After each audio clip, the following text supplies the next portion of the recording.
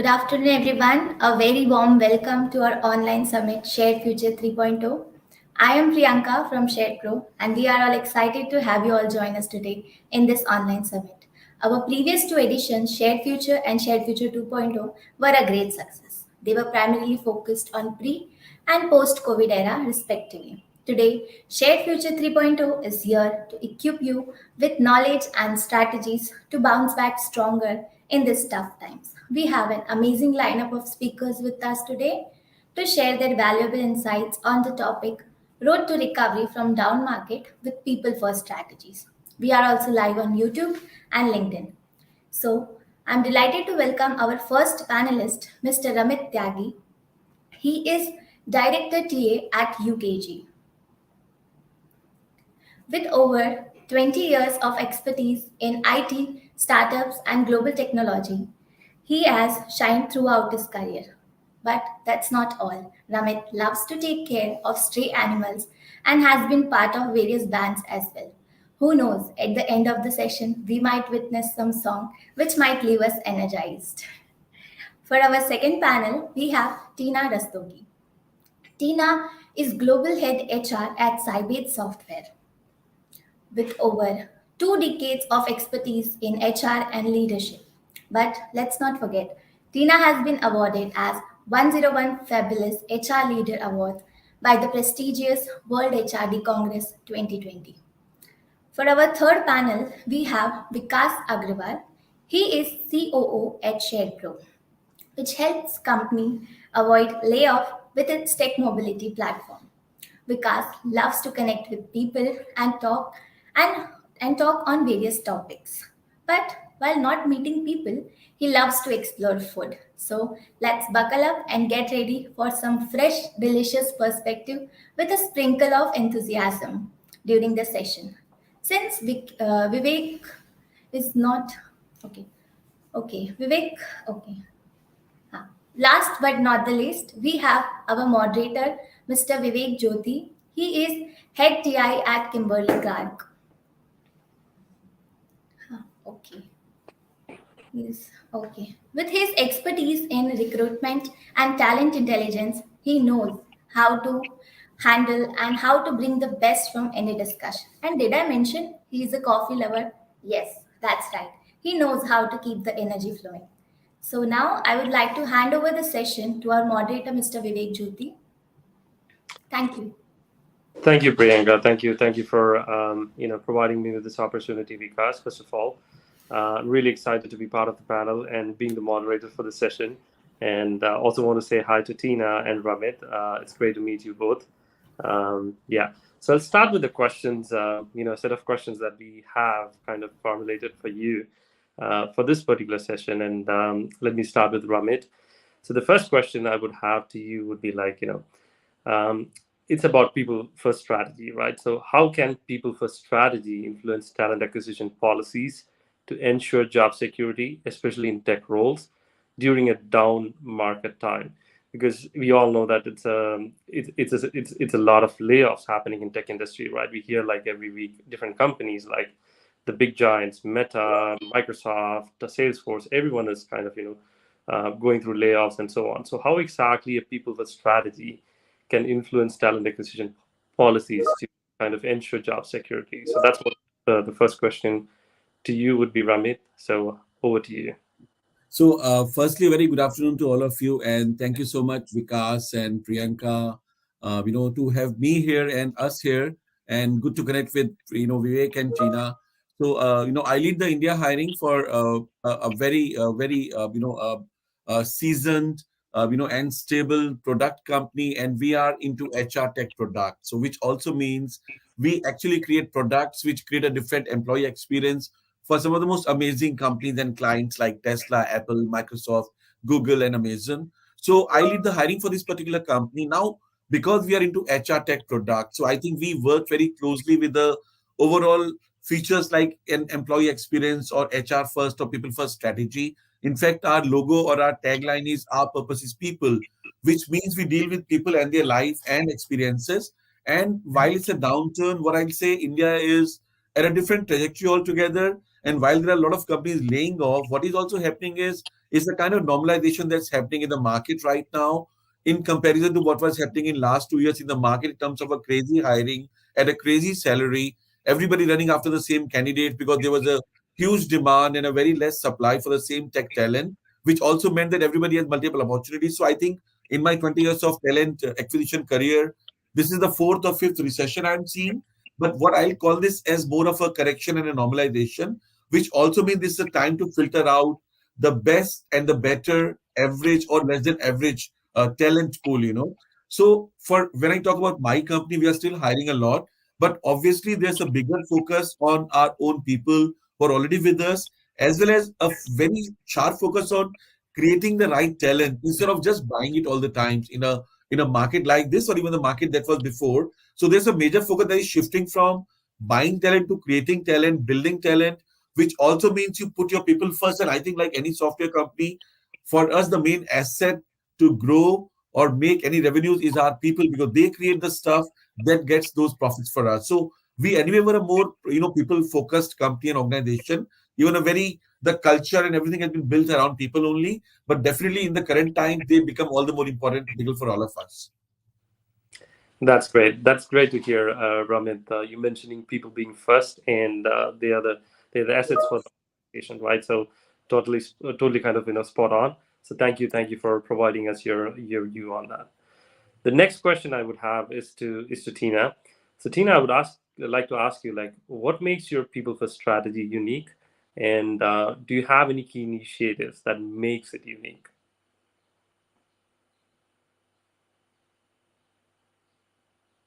Tina, I think you're on mute. Are you able to hear me now? Yes. Okay, hi. I'll start with a small introduction. I basically head, HR for Cybage, which is right from, talent acquisition to the entire HR gamut. And, as, rightly pointed out by my colleague, that this is not the first recession that we are seeing. We've seen this kind of downturn which have come earlier also, and the last one was during the COVID market. And after the COVID, we really saw this huge demand, and like rightly pointed out, that yes, there has been a lot of correction. It doesn't mean that the recruitment today has come to an end. Okay, it's just that we've been, if we talk from the talent acquisition front, we are still hiring. Okay, if we have to look at our strategy now, we've really been very careful with what we are hiring. We are optimizing the roles. We are trying to still get the best fit. Okay, and looking at probably becoming much more choosier. So like, say, suppose if last time, if earlier, if I would, like, say, just pick up anyone who had that skills what we were looking at, we just go ahead with the offer. But now the screening process is more streamlined to ensure that whomever we are hiring is able to add value to the organization. The other, the people first strategy, what we're doing is we are using a lot of AI tools. In fact, we have our own in-house, AI tool, which is scientifically driven, okay, to understand from where we really need to hire. What are the things that we really need to see in terms of the skill, what is the assessments we need to look at when we are making those hiring decisions. Like, say, when we went for campus recruitment, and obviously the numbers are a little conservative now, like if we were hiring 500 or 600 last year, this year probably will be hiring half, because we really don't know how the market is going to be, right? So then we do look at our algorithms, which is run by our AI tool, to see, okay, in case if we've hired talent from these many campuses earlier, where is it that we've been more effective, who have been productive, which of these campus hire talents have been able to add value, their value proposition has increased, they've been able to grow, and those are the campuses this time we went to for hiring. Okay, when we talk about the organization perspective holistically, we are focusing a lot on reskilling, upskilling, okay, ensuring that we are future ready. Okay, it's not that, like, we are really not going in for layoffs, because that has not been really the Cybage strategy. But yes, we are gearing up our talent to be ready for the future, identifying which are the future talents, and ensuring that our employees are trained and geared up whenever the market bounces back. And overall, from the organization perspective, the non-HR side, if we look at from the delivery and business side, we are more focused towards customer. In fact, the approach has become more customer centric. We're trying to understand the customer needs. In fact, that is what most of the technology companies are doing, where they want to be one stop shop for all the customer needs, and that is what our strategy also has been from business perspective. That's great. Thank you, Tina. So that was a holistic kind of answer, covering almost all the topics. Adding on to like what Ramit said. So again, really great to hear that you're focusing on the people first strategy, combined with like the technologies, the AI you have, and also focusing on the consumer or the customer at the end of the day, right?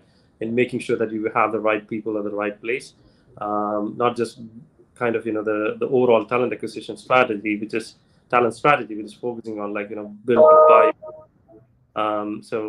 Yeah, that's really exciting to hear. Thank you for sharing that. The next question, I'll move on to Vikas to ask you question about like in this cost cutting scenario, right? Because everybody's talking about like increasing the revenues and cutting the costs. It's possible that shift to remote work could not only reduce the overhead of the office expenses, because you have a lot of real estate prices kind of involved in that, right? But also potentially impact employee compensation at the end of the day. Considering decreased costs like commuting or housing in the high cost areas wherein the inflation is also going higher, right? How do you foresee the shift affecting the hiring strategies and compensation negotiation happening in the market currently? Thank you, Vivek, first of all, for giving me a chance for this question. As Priyanka introduced, I'm from SharePro. SharePro helps companies to hire employees immediately and avoid layoffs. So, Vivek, as per your question, definitely I feel moving to remote areas would definitely reduce the overhead cost for the company directly or indirectly. As in the employee does not have to pay the Tier 1 cities rent or any expenses which he used to bear, and he can save more money. In fact, what we can do as an organization, if the candidate or the talent is moving towards its home city, maybe working remotely, you could actually renegotiate some salaries, probably wherein he would be saving the same cost or the same salary he used to save. But instead of laying off, as Tina rightly said, they're not laying off right now. So this could be one of the strategies to a lot of companies like Amazon, Google are profitable, but still these guys are laying off their employees just to maintain their profit ratios. So instead of laying off these employees, we could do one thing: we could renegotiate the salaries, as these guys are saving the same amount even after going to home, working remotely. So one thing is that it's directly employees or the companies are saving the cost. Apart from that, as you said, rightly said, the infrastructure cost and everything, definitely. Like recently, I heard Cognizant has moved up its Chennai office, 30 to 35% of space. They have left from Chennai office. The reason being the same, to reduce the cost of the company, wherein these amount of employees, 30 to 35% employees, are shifted to remote, wherein they can save the infrastructure cost or the other office expenses, wherein these companies would be able to make more profit, or I would say can at least not lay off the employees. And in this tough situation where it's a downtime, companies could manage and balance out the employees plus the down market scenarios, which is right now. And apart from that, remote, we all are aware that the if as Ramit and Tina said, they're currently hiring, and Tina rightly mentioned that these are some of the skill sets which earlier we did not used to see if the candidate has that, and we used to offer them offer earlier time like 1 year ago. But right now, people are more centric on the skill sets which these guys have. So recently, I was having a word with a company, and it's a very big company, and they were not able to hire a particular niche talent for Bangalore location. And in this discussion, we thought like if you can try the remote culture for this particular opening, and within a month they were able to close 4 or 5 senior positions for the same, because many tech guys or many niche skill sets guys, it's difficult to bring them to particular office. So by moving remote as well, we could save the salaries plus have some niche technologies guy which are required by the organization, and we can get them hired early. So this is something which I feel Vivek onto this. Mhm. That's great. Thank you for answering that question. And also, like you brought in a really good example from a real life perspective from Cognizant, which is great to hear that how exactly it can impact the revenues and driving the revenues at the end of the day, right? And also, you mentioned a really important point with regards to like how we can reduce the time to hire, and also like maybe it has huger implications, right? From a diversity, equity, and inclusion perspective, wherein the several studies I was looking into McKinsey and Lean In, which is one of the leading organization doing like women in workplace surveys, and they say that 80% of the women would like to stay, work from home rather than going to office on a regular basis. So this will definitely kind of add on to the DEI strategy as well. So thank you for answering that question. So the next question, I'll come back to Ramit again. So the question to you would be, how does your talent acquisition strategy change when dealing with the downturn market situations? Has there been any influence of AI in TA strategy? I think Tina had answered this question a bit, but again, would like to get your thoughts as well, Ramit. So, see, I think I just go with what Tina said. I think hiring is happening, but in a very cautious way. You're hiring more patiently now, so you have better ways to assess candidates. And we, being a product company, we need to ideate, innovate a lot more frequently than maybe a services company where you have a lot of stuff which is driven by the client's requirements and expectations. So we do believe, and we have already started calling our people back to office. We don't work in a pure remote environment. So which what that means is 3 days everybody's got to be in office. While I come 5 days, I just love to be in office and work closely with my own teams as well as business. Always helps to move things faster instead of setting up a half an hour Teams call for everything.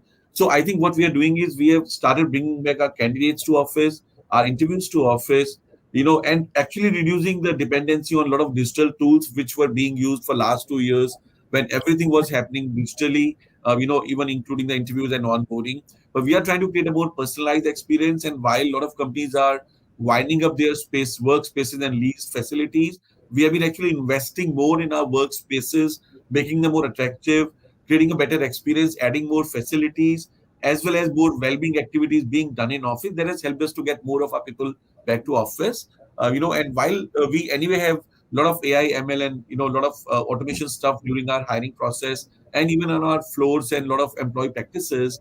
But the major focus has been to bring back people to office. And I think even on the hiring side, and me being a TA leader for India, we actually are back to office for all our processes, onboarding, and we are finding it much better as an experience, not only for us, even for our own candidates. So what that means is we are able to have a better selection ratio, a better joining ratio, a better cultural assimilation before the offer letter, even after the offer letter. So, and even a better diversity ratio, So maybe I can talk more about that when we have more, questions around that. But we actually have tried to reduce the dependency on a lot of AI tools which are being used for hiring, and we are bringing more of personalized experience back to our office and back to our candidates face to face. That's great. Thank you for answering that question, Ramit. So, again, really interesting perspective because having that personalized kind of touch adds a lot, because belonging at the moment is, again, one of the major challenges when we work like more remote or hybrid for that matter, right? And getting the sense of the culture of that organization. So, getting integrated to that, especially for new joiners, is going to be tough. So, it's great to see that you provide those experiences to the employees overall. So thank you for bringing in that perspective. The next question, I'll move on to Tina again. So the question to you would be like, how would future look like for you, for the people strategy according to you? people first strategy according to you, and do you see it gaining more popularity within different organizations, and will it be a key factor for employee value proposition when we start looking into it from a broader perspective? Okay, so I think what COVID times have really taught us is, uh, that is the biggest crisis what we had seen, and that is where the organizations with came as winners uh, were the ones who were really resilient, right? And that was a real crisis where all of us fought and kind of achieved the success. And what really we did, or our strategy has been always is from the HR side, aligning our objectives to the organization goals, to understand what is it that our organization is wanting at this point of time, where is it that we are heading, what is it that we want to achieve, and our people strategies are basically fine tuned according to that. So if I talk about the future or currently, okay, our pillars of people strategy are basically attracting, developing, engaging, retaining, and managing people, which means that we have to be very strong. We've anyway covered on the talent acquisition aspect of it, but the other aspect of it is that we have to be very strong on our employee value proposition, right? Which means that we also have to take care of our existing employees. Though the market is down, but we cannot really afford to lose the right people at this point of time. So how is it that we really uh, want to plan for them, and how to attract the right talent also, so we are ensuring that the company's achievements are highlighted in the right way and in the right forum. We have our the recognition tools in place, and ensuring that we are driving the culture of recognition. We spoke about the skill sets, where we are ensuring that not only us but the employees are also focusing on their development by the the training programs, or the learning programs, or the capability programs that we are having. Okay, and yeah, and in terms of the resource allocation also, we've been pretty conservative to see how is it that we can really allocate resource. So for example, even if we see with the customers today, or like say in the future, in case if they want a particular kind of resource, can I look at someone little junior and get him to upskill, because at the same time it is going to help me give that employee growth. So these are some of the things which we plan to focus on. And obviously, you touched upon DEI, but DEI is something which has been very close to our heart. It's dear to us. In fact, at Cybage, we've managed, our diversity ratio is around 33%. And it's not that we have our leaders taking that as targets or something like that. We have been an equal opportunity employer. Okay, so we believe in rewarding potentials. And some of the initiatives what we take is that we mask the names of the employees when we are trying to interview. We have the remote work facilities which are there for our women employees. We are giving them permanent work from home or part-time facilities. In fact, we even have dedicated trainings for them, which helps them to be upbeat with what the skills are in the market, so when they come back they really don't feel lost. So there's a lot of hand holding which happens for them too. That's great. That's great. So thank you for mentioning that, and also answering this question. So it's really interesting that you mentioned about how how your strategy is for DEI specifically, and having 33% in a tech environment is really a great achievement in terms of the gender parity, right? So congratulations on that, and also good luck for going further. So thank you. Next question, I'll move on to Vikas again. So, Vikas, the question to you would be how can organization leverage contract staff as a part of their people strategy in the road of recovery from down to the downturn market? and achieve cost-cutting objectives while maintaining employee well-being and engagement? So Vivek, I would like to give an example here. So earlier, companies have to make the servers at their offices, wherein it would cost a lot. And even if they had to increase any server, it used to cost, and it used to take time, a few days to increase that particular time. But when we got these cloud servers and AWS came in picture, things got changed. We could change these instances within seconds. So if any company wants to increase their server capacity, they could do within a minute. So I would say contract staffing is almost similar to the same. If companies feel wherein they have few critical projects wherein they need to scale up immediately, so they can utilize these contract talents, and even if they want, there are some less projects right now, they can scale down. So I would suggest, like, companies usually have this 80 to 20% of ratio of permanent staff in this contract staffing, and it gives a upper hand on some of the projects. Like I would say, there was a company, they were facing difficulties in getting closures because there were new projects coming up from the clients, and they did not have an internal talent who was similar to those who could close the requirement, or someone on bench. And so we used to almost lose their 60% of the business, or new business, whatever was coming to them, due to not having these resources. But once they started having some employees on contract, earlier they did not do much of the contracting, but getting these things into contract uh, gave them positivity, wherein where these contract staff came in picture, and within a quarter, in the same quarter, they could double down the ratio, and they were winning almost 60% of the projects which they were about losing earlier. So this gave them an upper hand, as I said, keeping this contract staff within you, wherein you can maintain the ratio ups and downs. Where if you require that there's less number of employees are required, you can remove these particular contract staffs with a notice. So it's not a liability for a company wherein they have to remove their employees, or it's a kind of a way to avoid layoff. I would say, Vivek, particularly, and also in this downtime, as you mentioned. So this gives opportunity to any company to get new businesses, wherein there are other competitors as well with the companies.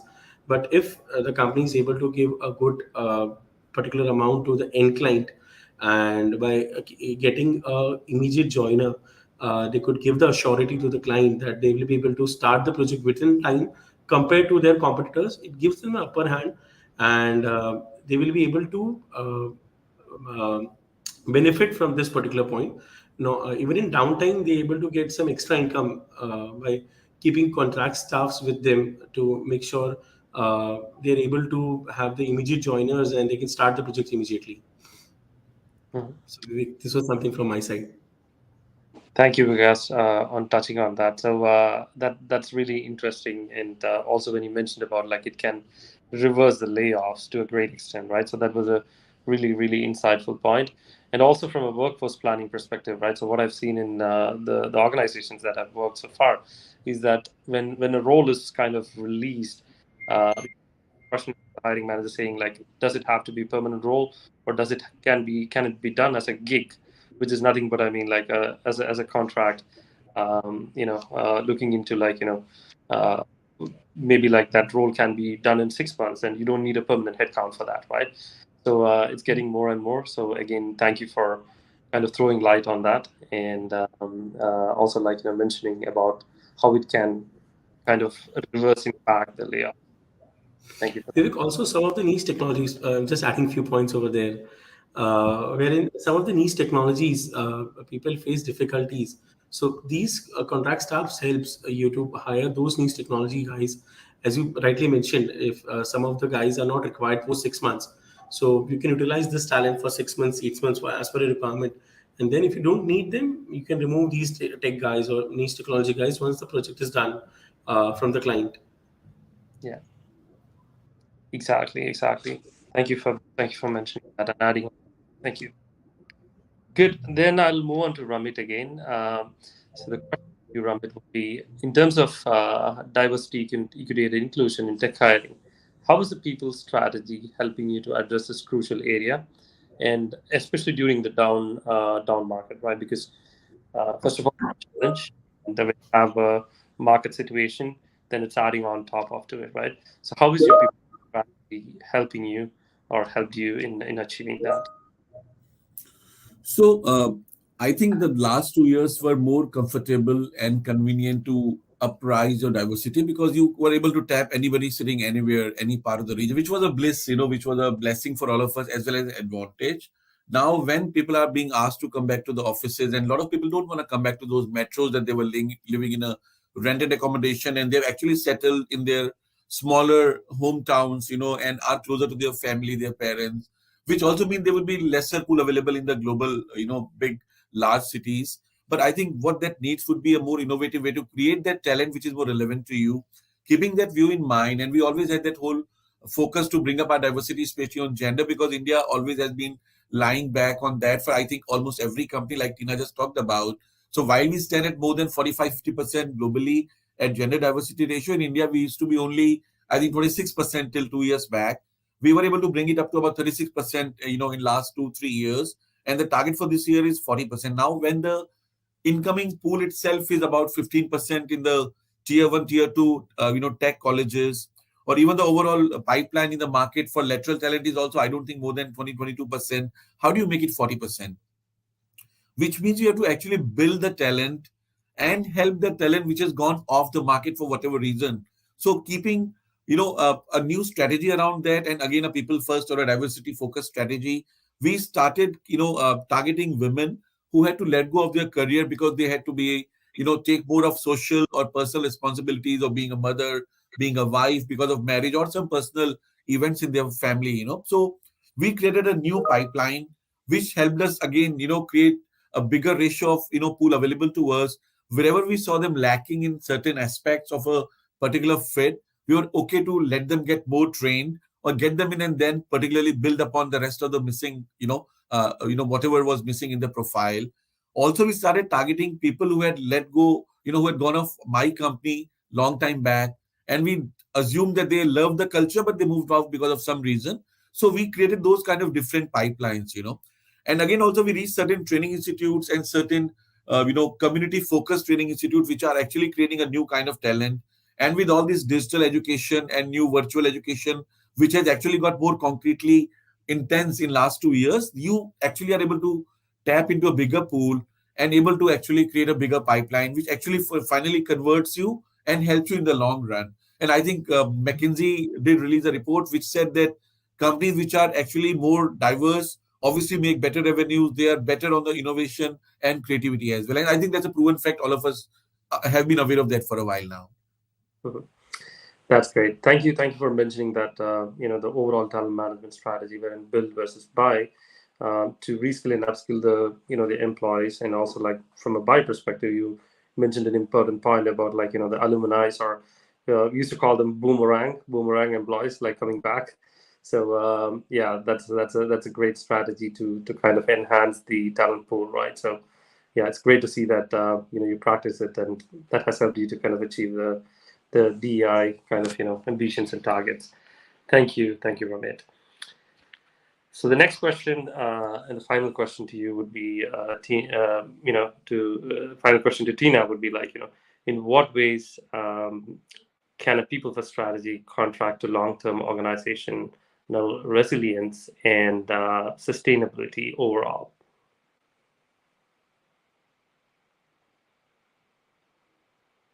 Tina, I think you're on mute again. Okay, am I audible? Sorry. So I was just trying to say is that resilient organizations, are those who are basically, able to adapt, who are able to innovate, they are able to use technologies, be more agile, leverage data and processes, okay, in these times, or in fact in any times, and not only technology usage in terms of digitization, but also in terms of transformation, to see how is it that we can really adapt to these changing times.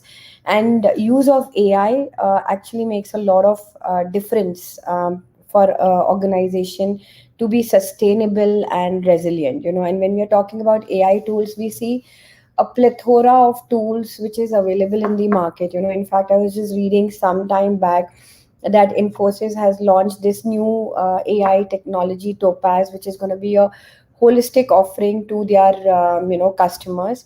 So there is a whole plethora of AI tools which is available, and it is not necessary for us to go behind what is popular and which is like say more known. But any of these tools which have to be used or leveraged from the outside vendors have to be something which basically meets the requirement needs. And given that we are a product engineering company, we also went through this whole scrutiny of the AI vendors, and eventually we landed up having our own AI tool. And I guess that really works towards resilience and sustainability. And the second thing would be speed. At such times, speed in innovation and whatever changes in technology, in delivery, or upskilling, reskilling is required. That is something what we should. That's the element also that should be looked at. For any organization to be successful. That's great. So thank you for throwing us light on how AI can create scale up and being help us to be more agile and also resilient, and at the same time being sustainable, right? So that's a really good thought. So thank you very much for answering that question and providing us with more insights. So with that, we are ending up with the panel question session. So we'll go on to the questions from the audience itself. So actually, I need to switch on to I'm on my phone. You can see that I need to switch on to WhatsApp. So maybe you might lose me for a moment, but I'll get back. Or because can you read out the question if you don't mind? Because I need to switch. I'm on the browser. I'm afraid that if I might lose you if I move on to WhatsApp. Sure. So the question is from Anjana. Would companies be willing to go back to remote world, especially after experiencing the side effect of it during the pandemic era? I could pick that up because we've just experienced this whole return to office thing. Okay, so see, when we did return to office, and obviously for 2 years, employees had been used to remote working. So there was a lot of limitations for employees to come back. And obviously, we are done with this 5 day working and 40 hours working or having 8 hours from office every day. That time is really gone. Most of the organizations have moved towards the hybrid way of working. Even despite you having infra, you not having infra, during this COVID time, employees have realized that they need to spend on their well-being. They need to spend time with the family. They need to not only earn but also have some kind of work-life balance. And that is where it was very important for organization to move towards hybrid and remote working. Also, the other thing which we realized, that though there was remote working, it did not really impact the productivity of the employees. Yeah, but what was happening, that what employees would spend 8 hours over here to complete that work, but that whole thing would be stretched to 10 hours because your lunch time, all your breaks have gone for a toss. And plus, humans are social animals, right? So how you interact when you have these water cooler sessions, you have your chai breaks, you have your engagement activities, so that human connect was missing. Okay, so that is where remote working, moving 100% to remote working may not really happen. Okay, but there are some organizations I know which had declared remote working, but they are also again moving to hybrid. But yes, like say some organizations like ours, we are giving flexibility to employees. They can either choose hybrid work mode, or they can go for permanent work from home. obviously there are certain criteria as per the policy, and they do get this option to go in for permanent work from home also. In fact, if you see organizations like Google, they are, in fact, insisting on having employees to office all 5 days a week.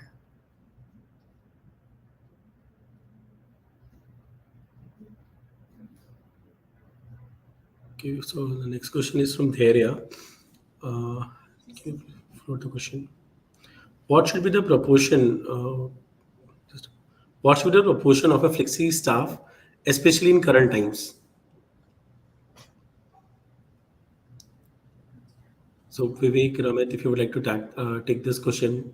I think there is no single answer for this, because every company will have a different need depending on the kind of business that they are running, and then the kind of appetite that they have. So we do have, being a product company, we do have a very small size of flexi staff, but the idea will always be to ideally convert them someday, because whatever they earn as a knowledge on our products becomes more precious to us in the long run, while there will always be roles which will not be required forever, as I think Vikas, you did mention about that. So there is no single answer for this. It varies from a company to company. For a services company, again, it could be a smaller cycle depending, or maybe a bigger cycle as well, because they may have projects which are like for a limited duration, while in multiple or bigger volumes. So there is no single correct answer for this, but it varies from, but what I can see, India is maturing on this market. India is actually getting ready to create more gig economy and talent pool and more flexi staff, which actually was not visible until 2 years back. Because in India, you will not even get, lot many times even get a marriage proposal if you are working on contract, right? We all know how our society works, but that mindset is changing. The Generation G believes in, working for certain amount of period and then take a break, go for a vacation, go for a trek, go for a hike, I mean, hiking, and then come back to work, just like the way it used to happen in the western side of the world.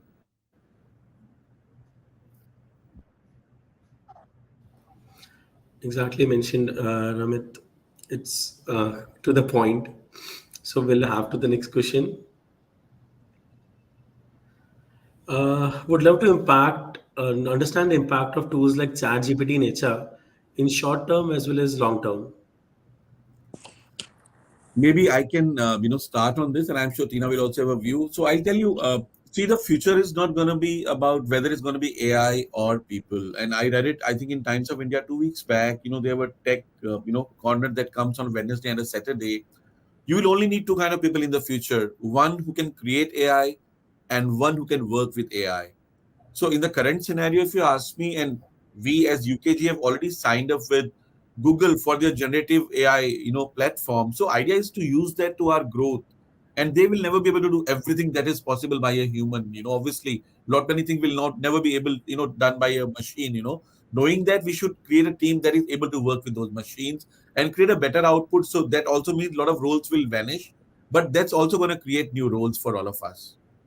So while again another statement that I read very recently was AI is gonna kill about 85 million jobs across the globe in next 2 years. The next line was it will also gonna create 97 million new jobs in the same 2 years. So which means there are gonna be more opportunities, but things will happen much faster. The repetitive stuff, the stuff that actually does not require critical value, analytical thinking, those are the role which will go off the air. And Tina can add further, I'm sure. Yeah.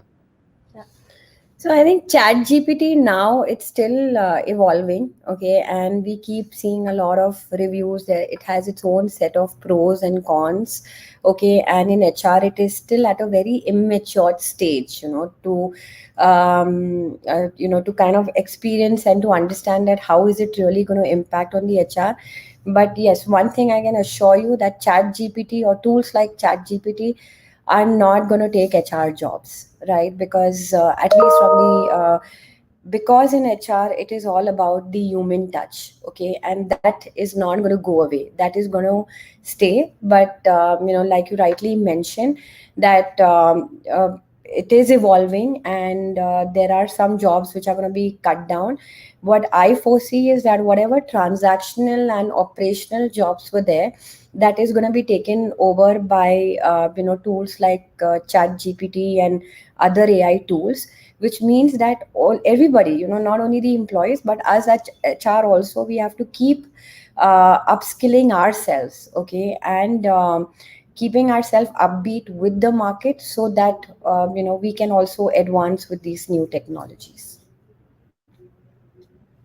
Vikas, Vivek, go- yeah, I would like you to add some points as you're in talent intelligence. sure. So we would like to have some of your insights as well onto this. Sure. Thank you, Vikas, for that. So, again, I totally agree with what Ramit and Tina was mentioning. So definitely, it's not a threat, but it's a question about how we kind of upskill ourselves in terms of like using these technologies and leveraging that for the best for our organization. And one more important point to mention, especially to Chat GPT, is that specifically to Chat GPT is that there's a lot of lot of questions about data security. And I recently read about Samsung, announcing that their employees shouldn't be using ChatGPT due to the data privacy kind of issues, which I think they already faced. So that's also something which to add on to these technologies, how exactly we take it hand to hand, ensuring the data privacy and not kind of revealing things which are really kind of confidential from our organization perspective, right? So it's still evolving. It'll definitely come over. It'll get more and more with these technologies, and they're going to be enablers rather than a threat. And it's again a question about like how we get upskilled and how we kind of start leveraging these technologies for better productivity and the betterment of the organization as a whole. So that's what I would like to add on. Thank you, Vivek, for your inputs too. So you have one more question with us regarding the same. Are we seeing any positive impact on productivity of tech developers due to ChatGPT?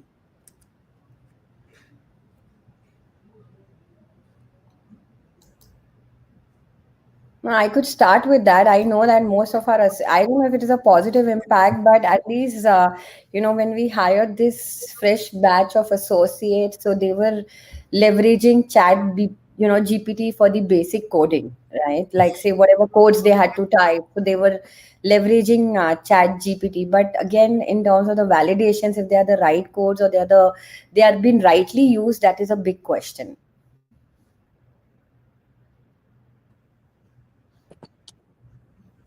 Yeah, and to add on to that, the same point with regards to the data security, right? So again, it might be that it might not be that we don't know how the data is going to be used, right? So because at the end of the day, we have certain level of security in terms of codes that we use. Right?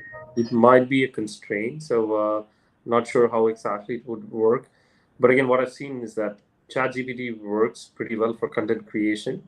So I think that is something which it has been advanced from that perspective. So that helps a lot, and is definitely an add-on in that space. But again, with regards to the productivity of the coders itself, right? At the moment, I doubt due to data privacy again.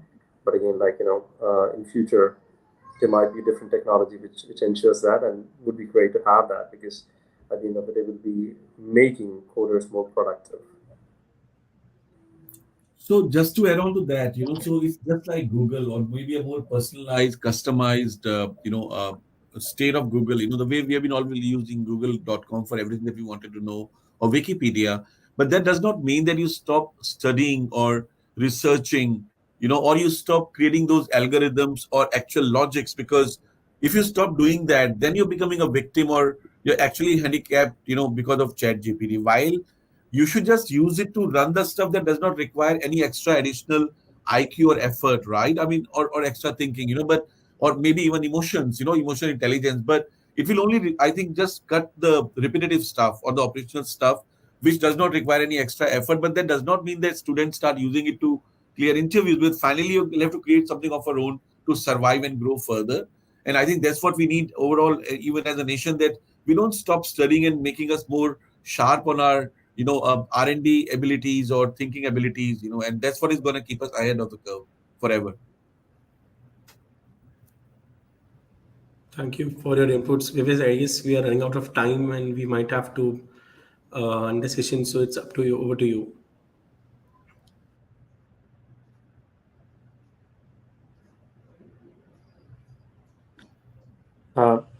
Sorry, because was it to me? I guess we're running out of time, Vivek, so we might not Oh. be able to take more questions from the audience. So up to you again. Sure. Thank you. Sorry for that. So I would like to thank you, Tina, Ramit, and also Vikas for being a part of the panel and also like answering all the questions. So it was really, really insightful and mind opening to a great extent. So thank you very much. I really enjoyed it and really appreciate your presence. And also to the audience, thank you for joining and also for your valuable questions. I hope you enjoyed it. So we'd like to sign off now. Thank you and have a great day. Thank you, Vivek. Thank you, everyone. Thank you. It was a pleasure being here. Thank you. Yeah, same here. Bye-bye. Thank you. Bye-bye. Thank you so much, everyone, for joining us today. Thank you, Vivek, for moderating the session in such a fantastic way. It was an immense pleasure to hear your all insights. And at the backstage, I was getting so many questions from our active audience. So it was really an engaging session. Thank you so much for joining. Thank you, Priya. Thank you, Tina. Thank you, Vivek. Thank you, Tina. Thank you, Vivek.